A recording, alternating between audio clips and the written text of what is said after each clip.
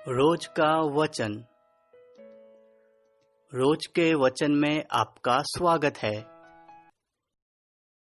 दिन 21।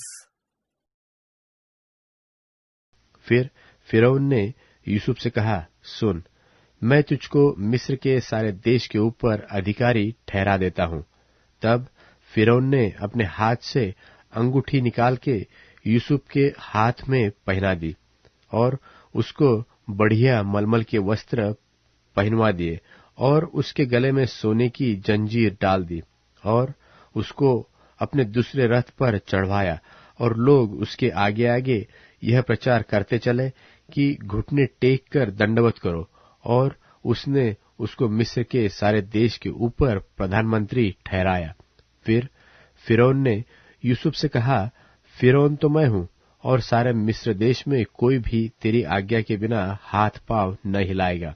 और फिरौन ने यूसुफ का नाम सापन तपानेह रखा और ओन नगर के याजक पोतीपेरा की बेटी आसनत से उसका ब्याह कराया। और यूसुफ मिस्र के सारे देश में दौरा करने लगा। जब यूसुफ मिस्र के राजा फिरौन के सन्मुख खड़ा हुआ तब वह 30 वर्ष का था। सो वह फिरौन के सन्मुख से निकलकर मिस्र के सारे देश में दौरा करने लगा। सुकाल के 7 वर्षों में भूमि बहुतायत से अन्न उपजाती रही और यूसुफ उन 7 वर्षों में सब प्रकार की भोजन वस्तुएं जो मिस्र देश में होती थी जमा करके नगरों में रखता गया और हर एक नगर के चारों ओर के खेतों की भोजन वस्तुओं को वह उसी नगर में इकट्ठा करता गया। सो यूसुफ ने अन्न को समुद्र की बालू के समान अत्यंत बहुतायत से राशि राशि करके रखा, यहाँ तक कि उसने उनका गिनना छोड़ दिया, क्योंकि वे असंख्य हो गई। अकाल के प्रथम वर्ष के आने से पहले यूसुफ के 2 पुत्र ओन के याजक पोतीपेरा की बेटी आसनत से जन्मे। और यूसुफ ने अपने जेठे का नाम यह कह के मनश्शे रखा कि परमेश्वर ने मुझसे मेरा सारा क्लेश और मेरे पिता का सारा घराना भुला दिया है। और दूसरे का नाम उसने यह कहकर एप्रेम रखा कि मुझे दुख भोगने के देश में परमेश्वर ने फुलाया फलाया है। और मिस्र देश के सुकाल के वे 7 वर्ष समाप्त हो गए और यूसुफ के कहने के अनुसार 7 वर्षों के लिए अकाल आरंभ हो गया और सब देशों में अकाल पड़ने लगा, परंतु सारे मिस्र देश में अन्न था। जब मिस्र का सारा देश भूखों मरने लगा तब प्रजा फिरौन से चिल्ला चिल्ला कर रोटी मांगने लगी और वह सब मिस्रियों से कहा करता था, यूसुफ के पास जाओ और जो कुछ वह तुमसे कहे वही करो। सो जब अकाल सारी पृथ्वी पर फैल गया और मिस्र देश में काल का भयंकर रूप हो गया, तब यूसुफ सब भंडारों को खोल खोल के मिस्रियों के हाथ अन्न बेचने लगा। सो सारी पृथ्वी के लोग मिस्र में अन्न मोल लेने के लिए यूसुफ के पास आने लगे, क्योंकि सारी पृथ्वी पर भयंकर अकाल था।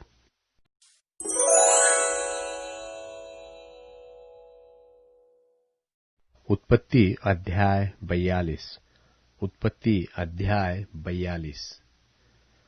जब याकूब ने सुना कि मिस्र में अन्न है, तब उसने अपने पुत्रों से कहा, तुम एक दूसरे का मुंह क्यों देख रहे हो? फिर उसने कहा, मैंने सुना है कि मिस्र में अन्न है, इसलिए तुम लोग वहां जाकर हमारे लिए अन्न मोल ले आओ, जिससे हम न मरे वरन जीवित रहे। सो यूसुफ के 10 भाई अन्न मोल लेने के लिए मिस्र को गए, पर यूसुफ के भाई बिन्यामीन को याकूब ने यह सोचकर भाइयों के साथ न भेजा कि कहीं ऐसा न हो कि उस पर कोई विपत्ति आ पड़े। सो जो लोग अन्न मोल लेने आए उनके साथ इस्राएल के पुत्र भी आए, क्योंकि कनान देश में भी भारी अकाल था। यूसुफ तो मिस्र देश का अधिकारी था और उस देश के सब लोगों के हाथ वही अन्न बेचता था। इसलिए जब यूसुफ के भाई आए तब भूमि पर मुंह के बल गिर के उसको दंडवत किया। उनको देखकर यूसुफ ने पहचान तो लिया, परंतु उनके सामने भोला बन के कठोरता के साथ उनसे पूछा, तुम कहाँ से आते हो? उन्होंने कहा, हम तो कनान देश से अन्न मोल लेने के लिए आए हैं। यूसुफ ने तो अपने भाइयों को पहचान लिया, परंतु उन्होंने उसको न पहचाना। तब यूसुफ अपने उन सपनों को स्मरण करके जो उसने उनके विषय में देखे थे, उनसे कहने लगा, तुम भेदिए हो, इस देश की दुर्दशा को देखने के लिए आए हो। उन्होंने उससे कहा, नहीं नहीं, हे प्रभु, तेरे दास भोजन वस्तु मोल लेने के लिए आए हैं। हम सब एक ही पिता के पुत्र हैं, हम सीधे मनुष्य हैं, तेरे दास भेदिए नहीं। उसने उनसे कहा, नहीं नहीं, तुम इस देश की दुर्दशा देखने ही को आए हो। उन्होंने कहा, हम तेरे दास 12 भाई हैं और कनान देशवासी एक ही पुरुष के पुत्र है, और छोटा इस समय हमारे पिता के पास है और एक जाता रहा। तब यूसुफ ने उनसे कहा, मैंने तो तुमसे कह दिया कि तुम भेदिए हो, सो इस रीति से तुम परखे जाओगे। फिरौन के जीवन की शपथ, जब तक तुम्हारा छोटा भाई यहाँ न आए तब तक तुम यहाँ से न निकलने पाओगे। सो अपने में से एक को भेज दो कि वह तुम्हारे भाई को ले आए, और तुम लोग बंधुआई में रहोगे। इस प्रकार तुम्हारी बातें परखी जाएगी कि तुम में सच्चाई है कि नहीं। यदि सच्चे न ठहरे तब तो फिरौन के जीवन की शपथ तुम निश्चय ही भेदिए समझे जाओगे। तब उसने उनको 3 दिन तक बंदी गृह में रखा। तीसरे दिन यूसुफ ने उनसे कहा, एक काम करो, तब जीवित रहोगे, क्योंकि मैं परमेश्वर का भय मानता हूँ। यदि तुम सीधे पुरुष हो तो तुम सब भाइयों में से एक जन इस बंदी गृह में बंधुआ रहे, और तुम अपने घरवालों की भूख बुझाने के लिए अन्न ले जाओ, और अपने छोटे भाई को मेरे पास ले आओ। इस प्रकार तुम्हारी बातें सच्ची ठहरेगी और तुम मार डाले न जाओगे। तब उन्होंने वैसा ही किया।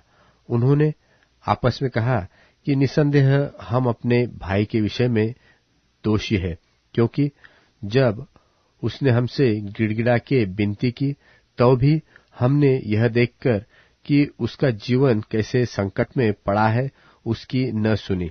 इस कारण हम भी अब इस संकट में पड़े हैं। रूबेन ने उससे कहा, क्या मैंने तुझसे न कहा था कि लड़के के अपराधी मत बनो? परंतु तुमने न सुना। देखो, अब उसके लहू का पलटा दिया जाता है।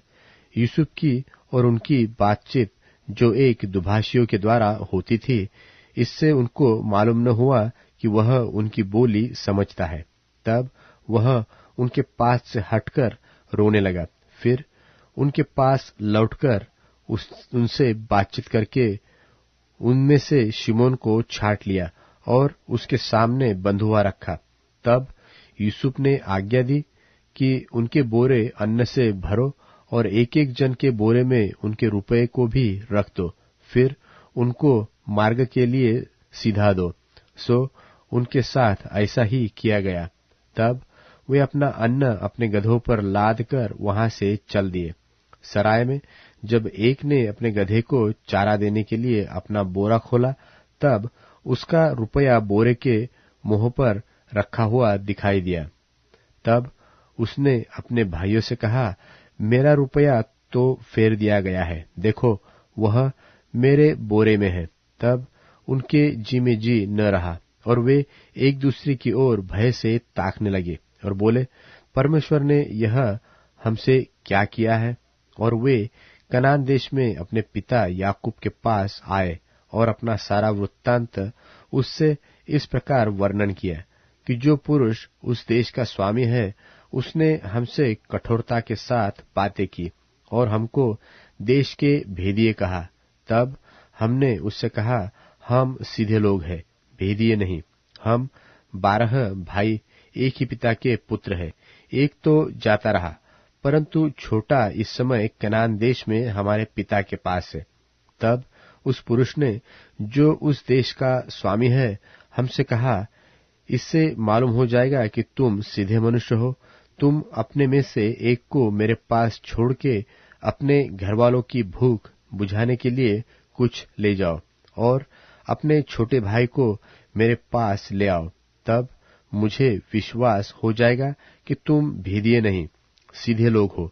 फिर मैं तुम्हारे भाई को तुम्हारे पास सौंप दूंगा और तुम इस देश में लेन देन कर सकोगे। यह कहकर वे अपने अपने बोरे से अन्न निकालने लगे। तब क्या देखा कि एक एक जन के रुपए की थैली उसी के बोरे में रखी है। तब रुपए की थैलियों को देखकर वे और उनका पिता बहुत डर गए। तब उनके पिता याकूब ने उनसे कहा, मुझको तुमने निर्वश कर दिया। देखो, यूसुफ नहीं रहा और शिमोन भी नहीं आया, और अब तुम बिन्यामीन को भी ले जाना चाहते हो। ये सब विपत्तियां मेरे ऊपर आ पड़ी है। रूबेन ने अपने पिता से कहा, यदि मैं उसको तेरे पास न लाऊं तो मेरे दोनों पुत्रों को मार डालना। तू उसको मेरे हाथ में सौंप दे, मैं उसे तेरे पास फिर पहुंचा दूंगा।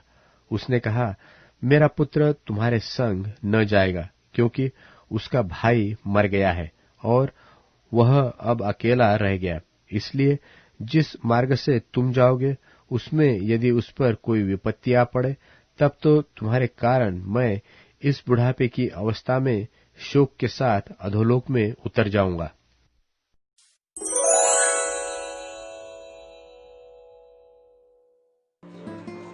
यीशु ने तुरंत अपने शिष्यों को जबरदस्ती नाव पर चढ़ाया ताकि वे उनसे पहले झील के उस पार चले जाएं।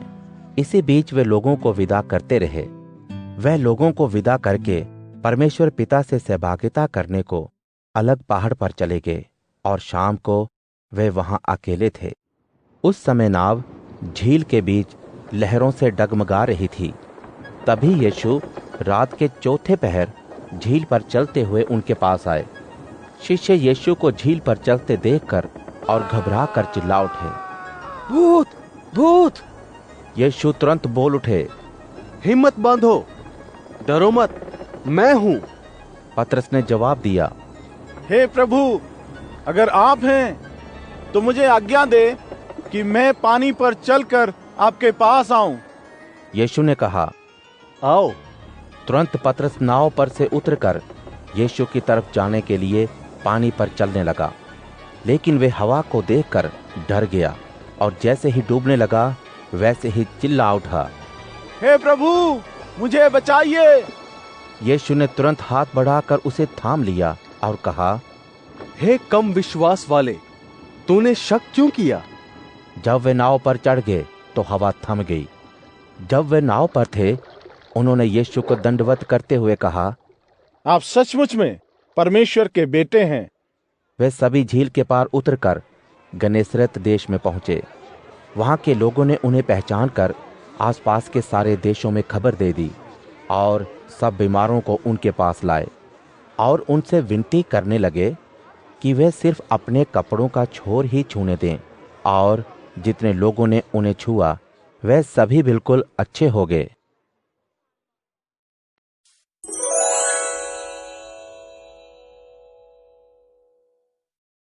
मत्ती अध्याय 15। यरूशलेम से आए धार्मिक गुरु और फरीसी यीशु से कहने लगे, आपके शिष्य बुजुर्गों से चले आ रहे रीति रिवाजों के मुताबिक क्यों नहीं करते? खाना खाने से पहले वे अपने हाथों को धोते ही नहीं।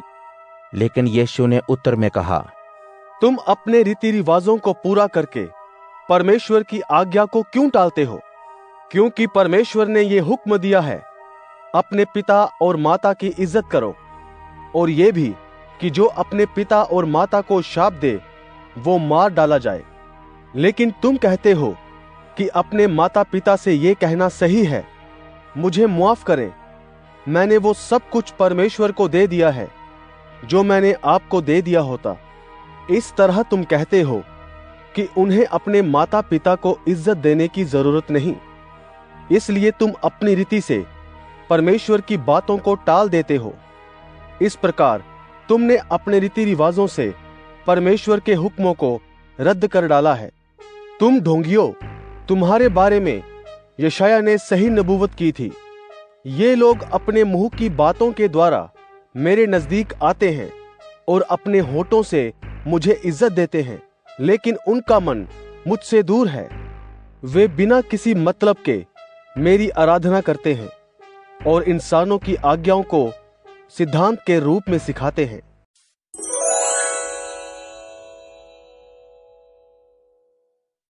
अध्याय 12 दुर्जन के विरुद्ध सहायता के लिए प्रार्थना। प्रभु रक्षा कर, क्योंकि धर्मपरायण व्यक्ति अब नहीं रहे। मनुष्यों के मध्य से सब विश्वासी लोग लुप्त हो गए। प्रत्येक मनुष्य अपने पड़ोसी से झूठ बोलता है। वे चाटुकार होठों से दुरंगी बातें करते हैं। भला हो कि प्रभु चाटुकार होठों को और घमंड से बातें बोलने वाली जीभ को काट दे, जो यह कहते हैं कि हम अपनी जिह्वा के बल पर प्रबल होंगे। हमारे ओंठ हमारे वश में हैं, हमारा स्वामी कौन है। पीड़ित लुट गए, दरिद्र विलाप करते हैं, इस कारण अब मैं उठूंगा। प्रभु यह कहता है, मैं उसे सुरक्षित रखूंगा जो वह चाहता है। प्रभु का वचन शुद्ध वचन है, जैसे शुद्ध चांदी जो भट्टी में 7 बार शोधित की गई। प्रभु तू ही हमारी रक्षा कर, हमें इस पीढ़ी से निरंतर बचाए रख। जब मनुष्यों के मध्य नीचता की प्रशंसा की जाती है, तब नीच लोग चारों ओर अकड़ते फिरते हैं।